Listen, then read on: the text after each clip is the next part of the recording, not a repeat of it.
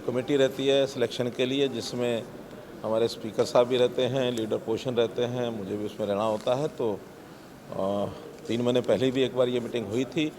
पहली बार चेयरमैन की नियुक्ति इस प्रोसीजर से होनी थी, लेकिन उसमें कोई प्रोसीजरल कमी रह गई थी, जिसके कारण से उस कमी को पूरा करके और आज फिर से वो मीटिंग रखी गई और उसमें कुल मिलाकर के 20 लोगों ने अप्लाई किया था और जिस कमेटी ने शॉर्टलिस्ट करना था उस कमेटी ने उसमें से 3 लोग शॉर्टलिस्ट करके और आज इस फाइनल सिलेक्शन कमेटी के सामने रखा।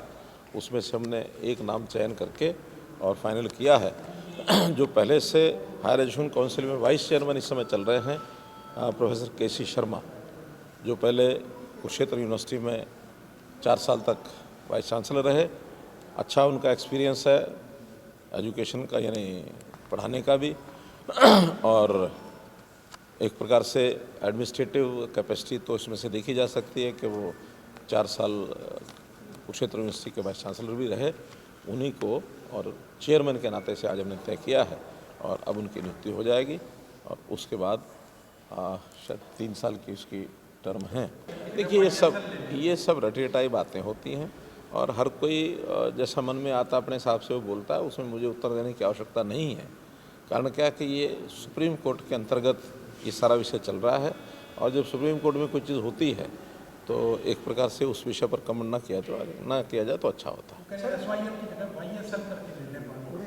मैं तो कह रहा हूँ कि जो कुछ है उनके अपने विचार हो सकते हैं, लेकिन चूँकि ये अंडर लिटिगेशन एक विषय है सुप्रीम कोर्ट में, तो जैसा सुप्रीम कोर्ट निर्णय करेगा वैसा हमको। वो ये भी कहते रहे कि बाढ़ आई थी कि हरियाणा राज्य तब पानी क्यों लिया, मुख्यमंत्री इस्तीफे की बात कहें, बाढ़ मैं बताया कि ये विषय ऐसा गंभीर विषय है और गंभीर विषय जिस लेवल तक पहुंच गया है, आज का विषय नहीं है, पुराना विषय है और सुप्रीम कोर्ट चूँकि इस पर संज्ञान ले रहा है और उन्हीं के एक प्रकार से जो निर्देश हैं उस निर्देश के हिसाब से ही चीज़ें आगे सेटल होंगी। जैसा अभी जनवरी में शायद सुप्रीम कोर्ट में डेट भी लगी हुई है, तो उसके हिसाब से जैसा होगा उस समय सबको पता लगे। देखिए आज के दिन मैं इस विषय पर कोई ऐसा नहीं कहूँगा कि केवल अपने 9 साल की उपलब्धियों की बात, क्योंकि हरियाणा दिवस है, हरियाणा प्रदेश जिसका जन्म 1 नवंबर और 1966 को हुआ था, 57 साल का हरियाणा हो गया।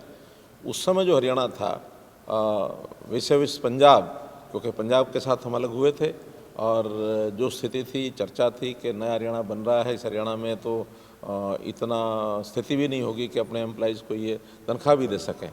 आज मैं समझता हूँ कि अगर हम पंजाब से तुलना करें अथवा अन्य प्रदेशों से तुलना करें, हमारे प्रदेश की स्थिति एक प्रकार से बेहतर जैसी हो सकती है वैसी है। आज हमारे 4 लाख एम्प्लॉइज़ हैं, उस समय तो मात्र कुछ हज़ार ही थे और आज 4 लाख एम्प्लॉइज़ को हम अच्छी प्रकार से प्रदेश की सेवा में लगाए हुए हैं और किसी प्रकार की कोई कठिनाई नहीं आती है, कोई हमारे यहाँ आर्थिक संकट नहीं है। हम प्रगति के नाते से, चाहे वो इंडस्ट्रियलाइजेशन हो, चाहे वो किसान हो, चाहे वो खेल हो, चाहे वो सेना हो, हरियाणा का जो स्थान है बाकी प्रदेशों से बहुत आगे है। मेडल्स की जहाँ तक बात है, सारे देश में जो मेडल आते हैं किसी भी अंतर्राष्ट्रीय स्तर के खेलों में, उसमें 1/3 से ऊपर लगभग 40% मेडल जो हरियाणा के होते हैं।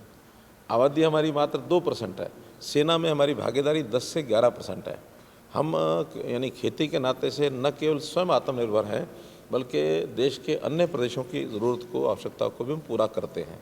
इंडस्ट्रियलाइजेशन का जहाँ तक विषय है, हमारे यहाँ एक बेस्ट ऑफ यानी जो डेस्टिनेशन है बना हुआ है, हरियाणा बना हुआ लोगों की चाहत का, और उसी का एक परिणाम है कि आज देश भर में जो जीएसटी इकट्ठा होता है, per capita GST collection Haryana का सर्वाधिक है।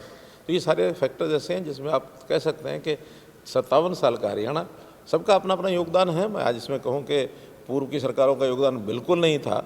जहाँ राजनीति की बात आएगी वहाँ उसकी तुलना हम करेंगे कि आखिर इन 9 सालों में हमने क्या किया, उन्होंने पहले क्या किया। लेकिन जहाँ तक पूरे हरियाणा का विषय है, हरियाणा 1966 से लेकर आज तक की जो यात्रा है, बहुत समृद्ध यात्रा, सुखी यात्रा, अच्छी यात्रा चली है और आगे इससे अच्छी यात्रा चलने की कामना करते हैं। बहुत समय से हम लोग कोशिश कर रहे थे कि इसका एक सिस्टम बैठ जाए, लेकिन टेक्निकल चीज़ें होती हैं, वो चूँकि कैशलेस सुविधा देने के लिए हॉस्पिटल्स को डिपार्टमेंट के साथ सीधा जोड़ना पड़ता है और बीच के जो सारे पहलू, कुछ औपचारिक पहलू भी होते हैं, उनको पूरा करना पड़ता है, समय ज़्यादा लग गया। लेकिन आज से हमने अभी 2 विभागों को और कैशलेस के लिए एक प्रकार से सुविधा दी है, जिसके अंदर मत्स्य फिशरी और एनिमल हस्बेंड्री, इन 2 विभागों के कर्मचारियों को हमने कैशलेस का आज से शुरू किया। 1 महीने तक इसकी सारी एक सिस्टम को हम फॉलो भी करेंगे, मॉनिटर करेंगे, और सिस्टम अगर फ्लॉलेस है, कोई दिक्कत कठिनाई नहीं आएगी, तो फिर अगले महीने से बाकी कर्मचारियों को। देखिए, उनके सामने ये जो जातिगत ये जो राजनीति करने का सी है, हमने तो 4 सी खत्म करने की बात कही। Congress, C stands for Congress, C stands for corruption, C stands for crime, C stands for castist politics. इन 4 सी को ख़त्म करना है, और इसमें से अलग अलग पार्टियां अलग अलग तरीके से कुछ करती हैं, तो हमारा इससे कोई संबंध नहीं है। हमने तो हरियाणा में एक जाति पाति से ऊपर उठ कर के और समाज को किस प्रकार से डिलीवर करना है, सरकारी सेवाएं, सरकारी योजनाएं लोगों को कैसे मिलें, तत्परता से कैसे मिलें, ट्रांसपेरेंसी से कैसे मिलें, बेहिचक कैसे मिलें, हर किसी का अधिकार हर किसी को मिले। हमारी जातियाँ उनकी जातियों में अंतर है। हमारी जातियाँ हैं 2, एक गरीब एक अमीर। गरीब का भला, इस जाति के हिसाब से हम चलेंगे, उसके लिए हम अपनी योजनाएं बना रहे हैं। और कल भी जैसा पता है कि अंत्योदय सम्मेलन देश के गृह मंत्री आ रहे हैं, और उसी को एक मैसेज को देने के लिए हम आगे बढ़ रहे हैं।